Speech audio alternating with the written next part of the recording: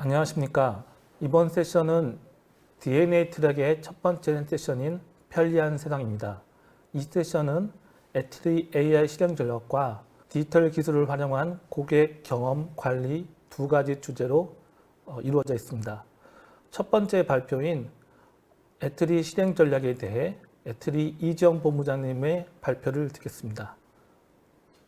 네, 안녕하십니까. 한국전자통신연구원 기술정책연구본부장 이지형입니다. 오늘 제가 말씀드릴 내용은 애트리 인공지능 실행 전략에 대한 내용입니다. 목차는 다음과 같습니다.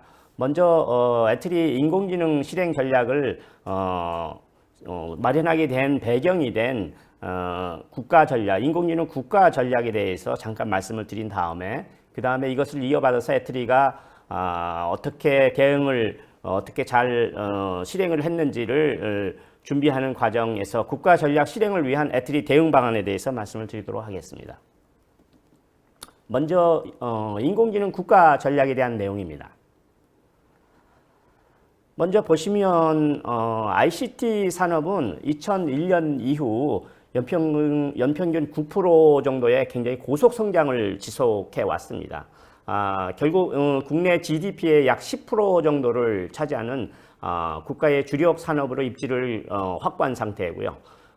국내 경제 성장률을 보시면 연평균 한 3.9% 정도, 이 중에서 ICT 산업이 기여분이 한 20%가 되니까 ICT 산업이 국내 경제 성장을 견인했다고 할 수가 있겠습니다. 그런데 최근에 들어서 좀 안 좋은 조짐들이 조금씩 나타나기 시작했습니다. 그래프에서 보시는 바와 같이 ICT 산업 성장률이 연평균 한 12%에서 절반으로 떨어져서 한 5.3% 정도로 지금 둔화된 상태이고요. 그 다음에 이제 산업 고용률은 2014년도에 100만 명을 넘긴 이후에 거의 이제 정체 상태입니다.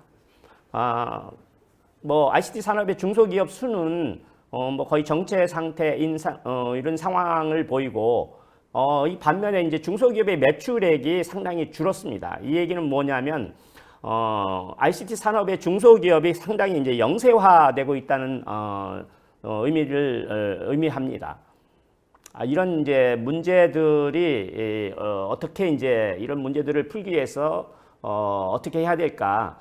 이런 경제적인 문제뿐만이 아니고 국가 사회적으로 이제 좀 이렇게 둘러보면 국가적으로 풀어야 되는 당면 문제가 아주 산적해 있습니다. 개인적인, 사회적인, 산업적인, 공공 분야 이렇게 좀 나눠서 살펴보면 개인적인 측면에서는 삶의 질이 엄청나게 낮다는 게 이제 가장 큰 문제입니다. OECD 국민 행복 지수가 거의 최하위권입니다. 사회적인 측면은 양극화로 인해서 불공정이 아주 심화되고 있다는 게 이제 심각한 문제인데요. 청년 실업률 진짜 심각합니다. 이거 어떻게 해야 될지 정말 산업적인 측면에서는 기업 성장이 상당히 둔화되고 있고 창업도 거의 생계형 창업으로 이제 이쪽으로 이제 증가하는 상태입니다. OECD 노동 생산성 거의 최하위입니다. 공공 분야 재정 지출 고령화 때문에 재정 지출이 엄청나게 늘어나고 있고 코로나 사태로 재정 지출이 엄청나게 지금 걱정이 되는 상태입니다. OECD 최하위의 공공 효율성 심각한 문제라고 할 수가 있겠습니다. 이런 문제들을 해결하는 새로운 돌파구가 지금 이제 필요한데, 잠깐 ICT 산업을 되돌아보면 1990년대 디지털 시대, 2000년대는 초고속 인터넷 시대, 2010년에는 스마트 시대, 이런 상태를 잘 거쳐서 잘 발전해 왔는데 2020년에는 이런 문제들을 해결하기 위해서 어떤 돌파구로서 AI를 어떻게 준비해야 될까, 이게 이제 가장 큰 문제로 저희 앞에 나타났습니다. 손정희 회장이 청와대에 접견해서 문재인 대통령에게 인공지능은 인류 역사상 최대 수준의 혁명으로 한국은 첫째도 둘째도 셋째도 인공지능에 집중해야 된다 라고 할 정도로 인공지능이 굉장히 중요한 시대가 도래했습니다. 그러면 과연 애트리가 과연 AI 코리아의 지렛대가 될 수 있을까? 약간 이렇게 고민을 해보았습니다. ICT 기술 발전 100년사를 약간 되돌아보면 그럴 수 있을 것 같다는 생각을 해봅니다. 여기 보시는 바와 같이 초지능, 성능, 초연결, 초실감 이렇게 나눠서 살펴본 내용 중에서 색깔별로 표시를 했지만 여기 보시면 국내 최초인 것도 있고 세계 최초인 것도 있고 애트리 주요 성과도 이렇게 색깔로 표시를 한 걸 보면 애트리의 가장 대표적인 대표 성과들은 TDX, CDMA, DRAM, 와이브로 뭐 이런 것들이 있습니다. 사실 이런 기술들로 잘 축적된 내용들을 가지고 애트리가 한 40년 동안 축적된 이런 기술들을 활용해서 인공지능 쪽에 총력을 투여해서 할 수 있다면 뭐 잘만 하면 애트리가 AI 코리아의 지렛대가 될 수 있지 않을까 이렇게 생각을 해봅니다. 다음은 AI에 대해서 세 가지 관점에 대해서 잠깐 말씀을 드리도록 하겠습니다. 많은 사람들이 인공지능에 대해서 얘기를 합니다. 그러나 여러분들이 그런 얘기를 들을 때 인공지능이 어떤 수준에서 인공지능을 얘기하는지를 조금 가늠할 필요가 있습니다. 조금 적은 범위의 인공지능, 조금 중간, 그 다음에 큰 범위의 인공지능을 이렇게 가늠하지 않으면 서로 소통이 되지가 않습니다. 가장 작은 범위의 인공지능은 AI 기술입니다. AI 기술은 인간의 지적 능력을 컴퓨터로 구현하는 기술에 대한 내용들입니다. AI 서비스는 AI 인공지능 기술 알고리즘만 있어가지고는 되지 않고 컴퓨팅 파워, 네트워킹 파워 등과 같이 이제 기반 기술이 결합돼서 각종 응용 분야에서 새로운 가치를 창출하는 범위가 되겠습니다. 그 다음에 AI 패러다임은 AI 서비스가 약간 확산되면서 삶의 방식 그리고 산업 구조, 일자리 구조, 정부 정책 등 이런 모든 분야들의 변화를 야기시키는 내용이 되겠습니다. 그래서 여러분들이 누가 인공지능에 대해서 얘기를 하실 때 AI 기술인가? AI 서비스인가? AI 패러다임인가? 라고 먼저 구분을 하신 다음에 들으시면 좀 더 이해를 쉽게 할 수 있을 것으로 생각됩니다. 그러면 애트리는 어느 범위의 인공지능에 관심을 갖고 있냐면 애트리가 바라보는 관점은 인공지능 서비스 측면에서 조금 더 관심 있게 바라보고 있습니다. 왜냐하면 인공지능 알고리즘만 있어가지고는 앞에서 좀 설명드렸다시피 인공지능 알고리즘뿐만이 아니고 빅데이터, 컴퓨팅 파워, 네트워킹 파워 이런 것들이 합쳐졌을 때 엄청난 부가가치를 창출할 수 있기 때문에 애트리는 인공지능 서비스 쪽에 주로 초점을 맞춰서 바라보고 있습니다. 대표적인 예가 이세돌과 알파고의 바둑대국이 되겠습니다. 만약에 빅데이터가 없었다면, 만약에 컴퓨팅 파워가 없었다면, 만약에 네트워크 용량이 없었다면, 엄청난 용량의 네트워크 용량이 없었다면 아마 이세돌 알파고 바둑대국은 아마 성사되지 못했을 겁니다. 그래서 애트리는 AI 서비스를 할 수 있는 범위의 인공지능 알고리즘, 인공지능 컴퓨팅 파워, 빅데이터, 뭐 네트워킹 파워 이쪽 전 분야에 대해서 지금 열심히 R&D를 하고 있는 상황입니다. 다음은 인공지능이 사회에 어떤 영향을 미치는지 다양한 의견들이 있는데 이 의견들에 대해서 잠시 말씀을 드리도록 하겠습니다. 먼저 산업혁신에 관한 내용입니다. 산업혁신 쪽에 제조업이나 서비스업 쪽에서는 자동화, 최적화, 지능화 기반으로 제4차 산업혁명을 이끌어갈 것이다. 이렇게 이제 기대를 한 반면에 우려도 만만치 않습니다. 왜냐하면 이 엄청난 인공지능의 어드밴티지를 이용해서 시장이 독과점화 될 수 있다. 그리고 대기업과 중소기업 격차가 더 많이 벌어질 것이다. 오작동되면 어떨까, 해킹이 일어나면 어떨까, 만약에 악용을 하면 이 엄청난 툴로 악용을 하면 어떨까, 이런 염려들이 우려가 있습니다. 그래서 이런 두 가지 의견들이 있고요.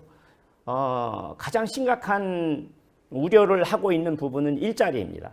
일자리는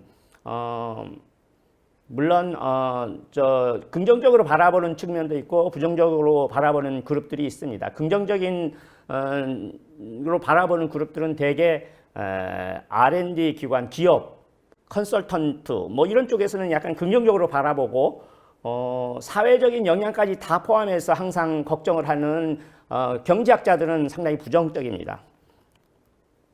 사회 발전 측면도 뭐 비슷합니다. 긍정적인 면은 사람들이 삶을 향상시킬 큰 잠재력을 가졌다 라고 바라보는 긍정적인 측면이 있는 반면에, 만약에 인공지능이 통제되지 않는다면 인류 생존을 위협하는 엄청난 위험 중에 하나다라고 부정적으로 바라보는 측면들이 있습니다. 경제 성장도 이제 아까 말씀드린 대로 긍정적인 그룹들은 주로 컨설팅 기업들, 부정적인 측면들은 주로 경제학자들이 이렇게 바라보고 있습니다. 이러한 인공지능을 활용해서 실제로 사용하고 있는 활용사에 대해서 잠깐 말씀을 드리면, 인공지능을 활용할 때 가장 중요한 것은 어떤 인공지능 기술의 독특성을 살려서 시장의 문제를 해결하는 제품이나 서비스를 만드는 건데, 그럴 때 가장 중요한 거는 인공지능의 현재 수준이 할 수 있는 것과 할 수 없는 것을 약간 구별할 수 있어야 이 활용을 할 수가 있습니다. 그래서 지금 현 상태에서 인공지능이 좀 더 잘 할 수 있는 분야는 예측 분야, 그 다음에 이제 음성 인식, 영상 인식, 이런 것들이 이제 주로 지금 잘 할 수 있는 분야입니다. 그래서 이런 것들을 이용해서 여기 화면에서 보시는 바와 같이 이제 개인, 사회, 산업, 공공 분야에서 여러 분야에서 지금 적용해서 지금 사용하고 있습니다. 이런 인공지능이 엄청나게 중요하다는 것을 이제 여러 나라들이 인식을 하고 있기 때문에 주요국들은 국가 차원의 혁신 전략 프로그램을 이제 현재 추진하고 있고요. 잠깐 보시면 미국은 뭐 전 분야에서 가장 선두를 달리고 있고, 중국이 정부의 강력한 뭐 정책과 활용 측면에서 좀 포커스를 맞추고 있고, 일본은 이제 고령화와 저성장을 어떻게 할 것인가, 이런 분야에 조금 맞춰져 있습니다. EU 같은 경우는 국제 간 공동 프로그램을 통해서 좀 하려고 하고 있고, 우리나라는 민간 협력을 통해서 좀 어떻게 잘 해볼 수 있을까라는 고민을 지금 하고 있습니다. 이런 상황에서 약간 그러면 우리나라가 인공지능을 얼마나 잘하고 있는지 약간 말씀을 드리면, 기술 역량이나 생태계 역량, 그 다음에 활용 역량 측면에서 잠깐 말씀을 드리면, 어쨌든 뭐 선두는 뭐 미국이 굉장히 선두를 달리고 있고, 중국이 이제 바짝 쫓아가는 상황이고, 그 다음에 이제 나머지 3등들이 좀 많이 처져 있는 상태에서 대한민국을 보시면, 우리나라는 원천 기술과 활용 측면, 그 다음에 뭐 지식 생산, 창업 이런 게 다 허약한 구조로 되어 있습니다. 그래서 경쟁 역량이 취약하다, 이렇게 말씀을 드릴 수가 있겠습니다. 그러나 좀 하드웨어, ICT 하드웨어 제조 역량은 조금 있다. 그렇지만 소프트웨어는 여전히 뭐 문제가 있고, 인터넷과 이동통신이 가장 잘 활용하는 국가인 거는 틀림없지만 기업 전문 소프트웨어 활용이 굉장히 저조하다라는 뭐 이 정도의 상태를 말씀드릴 수가 있겠습니다. 그래서 이런 상황에서 작년 12월 17일 날 과기정통부가 인공지능 국가 전략을 발표를 했습니다. 인공지능 생태계 잠깐 보시면 세 가지 카테고리인데, 인공지능 생태계 구축과 활용 측면, 그 다음에 역기능 뭐 이런 뭐 안 좋은 부정적인 측면을 어떻게 잘 해결할 수 있을까 하는 사람 중심의 인공지능 구형, 세 가지 카테고리에 9가지 핵심 전략들을 제시했습니다. 잠깐 뭐 보시면 경쟁력 혁신을 위해서는 일단 제일 필요한 거 인프라가 있어야 되겠죠. R&D가 있어야 되겠죠. 이것들을 잘 하기 위해서는 규제 혁신 잘 풀어야 되겠죠. 어쨌든 이런 경쟁력 혁신의 가장 주체적인 세력이 되는 스타트업을 어떻게 잘 육성할 것인가, 이런 측면에서 이제 네 가지 전략 과제를 제시를 했고요.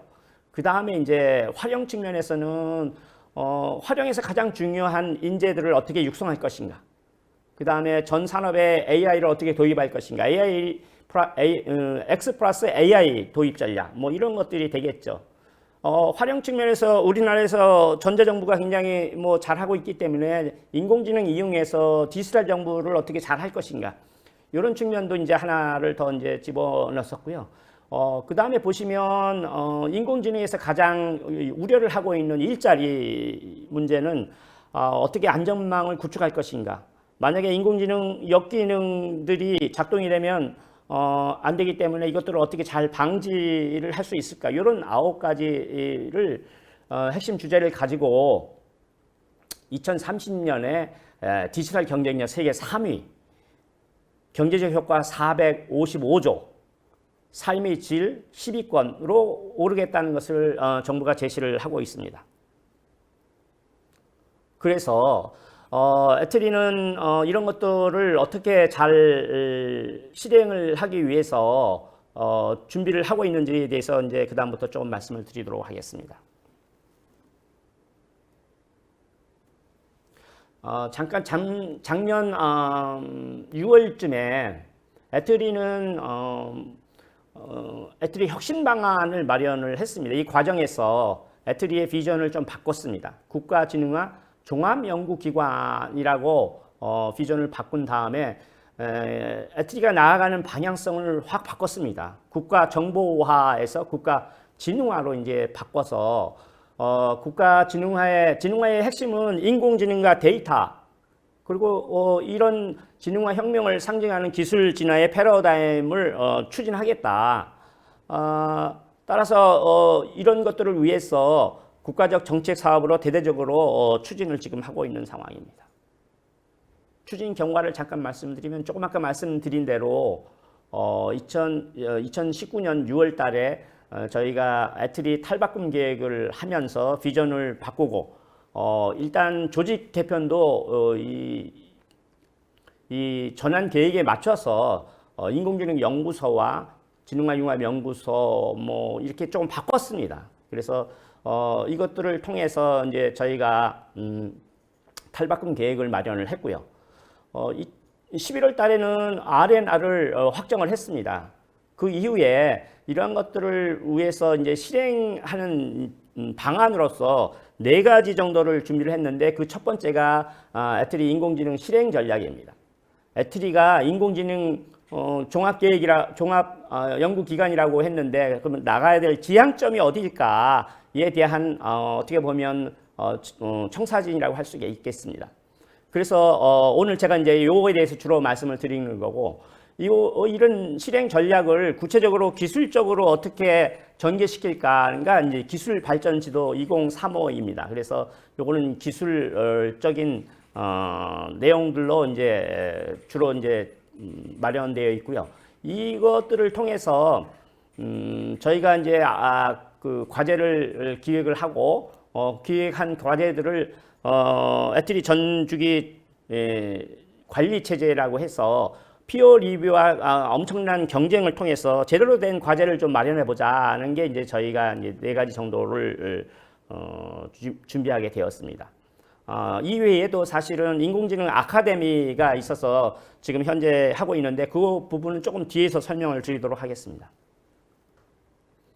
그러면 애트리 인공지능 실행 전략을 도출하게 된 프레임워크에 대해서 잠깐 말씀을 드리면, 인공지능 국가 전략은 3가지 카테고리에서 생태계 활용, 그 다음에 사람 중심 인공지능 구현, 이런 3가지 카테고리의 9가지 핵심 과제들이 있는데, 애트리가 절대 할 수 없는 과감한 규제 혁신, 이거 애트리가 절대 할 수 없습니다. 그 다음에 포용적 일자리의 안전망 구축, 이것도 절대 할 수 없기 때문에 이 2가지를 뺀 7가지 중에서 애트리가 실행 항목으로 이렇게 할 수 있을 것 같은 내용들을 골라서 일단 도출을 했고요. 그냥 거기에서 그치지 않고 추가적으로 애트리가 더 할 수 있는 것들이 무엇일까 고민을 조금 더 해서 몇 가지 더 보완을 했고, 이런 고민을 하는 과정에서 코로나 사태가 나왔고, 그 다음에 그 후속 조치로서 디지털 뉴딜이 나왔기 때문에 이것까지 다 이제 포함해서 중점 영역을 3가지 카테고리로 좀 나눴습니다. 기술 역량, 생태계 역량, 활용 역량, 뭐 이렇게 3가지 카테고리로 심플리파이를 한 다음에 요거 각각에 대해서 전략 목표를 좀 세웠습니다. 기존의 인공지능 기술의 한계를 극복하기 위한 AI 서비스 기술을 어떻게 혁신할 것인가? 그 다음에 이제 AI 혁신 생태계 기반을 어떻게 마련할 것인가? 어떻게 애트리가 주도적으로 할 수 있을까라는 고민을 좀 했었고요. 활용 측면에서는 지금 산업에서 요구하고 있는, 그리고 사회 문제를 해결하는 믿을 만한 인공지능 활용을 어떻게 확산할 수 있을까? 요런 방향으로 지금 저희가 목표를 잡아서 고민을 하고 있습니다. 하나씩 잠깐씩 말씀을 드리면, 전략 목표 1은 아까 말씀드린 대로 한계 목표를 위한 AI 서비스 기술 혁신에 대한 내용입니다. 뭐 앞에서도 말씀드렸다시피 인공지능 AI 서비스 기술을 혁신하겠다는 의미는 인공지능 알고리즘뿐만이 아니고 컴퓨팅 파워, 네트워킹 파워, 빅데이터 뭐 이런 것들까지 다 하겠다는 겁니다. 그래야 인공지능 서비스가 제공할 수 있기 때문에 저희가 이쪽에 이제 조금 하겠다는 얘기고요. 뭐 대표적인 성과는 뭐 보시는 바와 같이 약간 뭐 이런 것들이 있습니다. 두 번째는 국민과 기업과 함께하는 AI 혁신 생태계 기반을 마련해 보겠다는 내용입니다. 기존의 기술 환경은 기술 개발해서 상용화하면 기술 이전하고 시제품 이렇게 제공하면 이렇게 간단했습니다. 그러나 최근에 들어서 인공지능 기술 환경은 아까도 말씀드린 대로 인공지능 알고리즘이 있어야 되죠. 그 다음에 빅데이터가 있어야 되죠. 컴퓨팅 파워, 네트워킹 파워, 그 다음에 AI 개발자들, 상용화 프로슈머 뭐 이런 다양한 그룹들이 지금 모여 있기 때문에 어떻게 뭐 다양한 그룹들을 생태계적으로 잘 구성해서 잘 이끌고 갈 수 있느냐, 이게 관건입니다. 그래서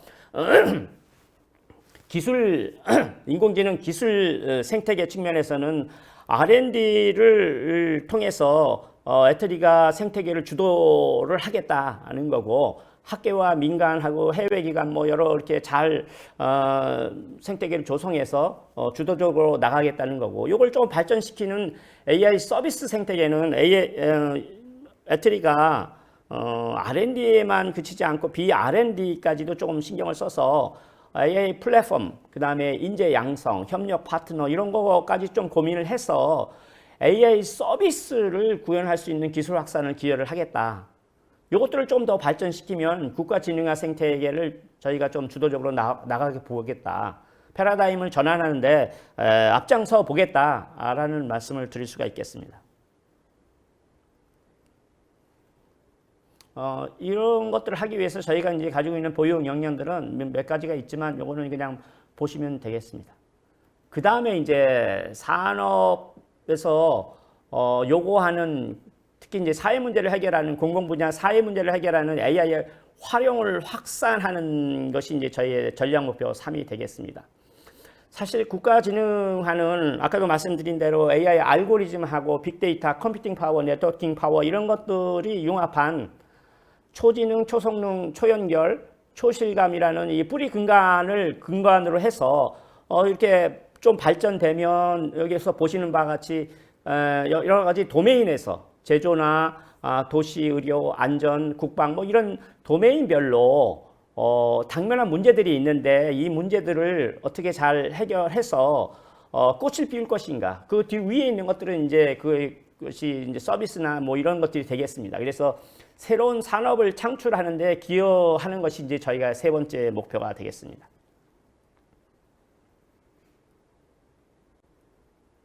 그래서 그것들에 대해서 조금 잠깐 말씀을 드리면, 목표 이제 실행 전략 7가지에 대해서 아까도 말씀드린 대로 알고리즘, 컴퓨팅 파워, 네트워킹 파워별로 뭐 여러 가지 선제적인 핵심 기술을 선제적으로 확보하겠다. 그다음에 컴퓨팅 파워 기술 경영을 확보하겠다. 네트워킹 콘텐츠 미래 기술 선도하겠다. 이런 내용들이 되겠고요. 생태계 쪽에서는 AI 개방형 플랫폼을 제공을 할 계획을 가지고 있습니다. 그다음에 이제 생태계에서 가장 중요한 인력 양성을 어떻게 하느냐, 뭐 이런 내용들이 조금 있습니다. 그 다음에 믿을 만한 AI 활용을 위해서는 산업 공공 분야에 개인 사회 산업 공공 분야에 활용할 수 있는 기술을 전문적으로 좀 개발하겠다. 그 다음에 마지막으로 이제 실행 전략 7번째는 역기능 방지를 위해서 허위 정보나 사이버 공격 뭐 이런 것들을 이제 방지할 수 있는 AI 보안관, 그 다음에 정보 보호 이런 것들을 저희가 확산 마련해서 믿을 만한 AI 활용을 확산하겠다. 이것이 저희의 세 번째 목표가 되겠습니다. 오늘 제가 이제 준비한 말씀은 여기까지 마치도록 하겠습니다. 네, 감사합니다. 안녕하십니까. ICT 산업전망 컨퍼런스 DNA 트랙의 편리한 세션 좌장을 맡은 한국전자통신연구원의 최민석입니다. 이정 본부장님 발표 감사드립니다. 발표하신 내용을 제가 간략하게 이해해서 요약해 봤습니다. 무엇보다 이제 우리나라 입장에서는 AI가 가장 새로운 기회로서 가치가 있다는 말씀을 해주셨습니다. 특히 ICT 발전의 새로운 모멘텀으로서 AI 중요성을 말씀해 주셨고요. 그 결과 정부에서 작년 12월 말에 국가 전략을 발표했다고 말씀해 주셨고 그 내용도 간략하게 설명해 주셨습니다.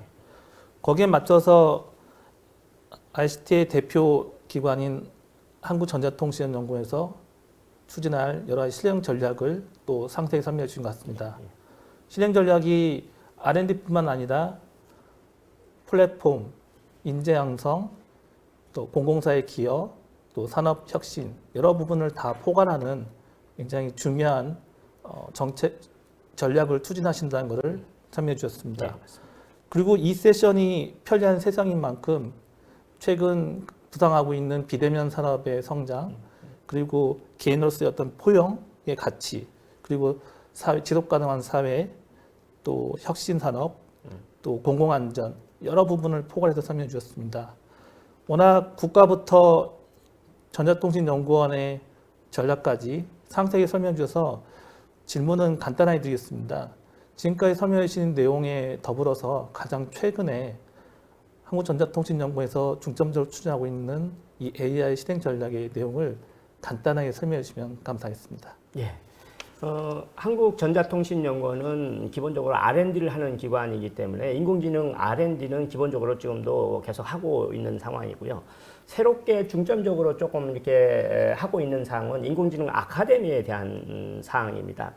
인공지능 아카데미는 전 직원을 대상으로 하는 실무 부분 과정이 있고 그 다음에 보직자를 대상으로 전략 과정 이렇게 두 가지로 나누어져 있습니다. 물론 실무 부분도 조금 고급 과정도 따로 있기는 합니다만 어쨌든 실무 부분은 기초 공통, 그 다음에 이제 전문, 그 다음에 심화 과정 이렇게 세 가지로 구별을 해서 기초 공통은 기본적으로 이제 처음 듣는 분들, 그 다음에 이제 전문 과정은 AI 핵심 이론에 대해서 조금 더 알고 싶은 사람들에 대한 교육 과정입니다. 그 다음에 심화 과정은 저희가 그 인공지능 활용 능력을 높이기 위해서 도메인 지식이 있고 실무적인 그 지식을 가지고 있는 사람들을 대상으로 심화 과정을 이제 적용해서 하는 과정이라고 말씀을 드릴 수가 있겠습니다.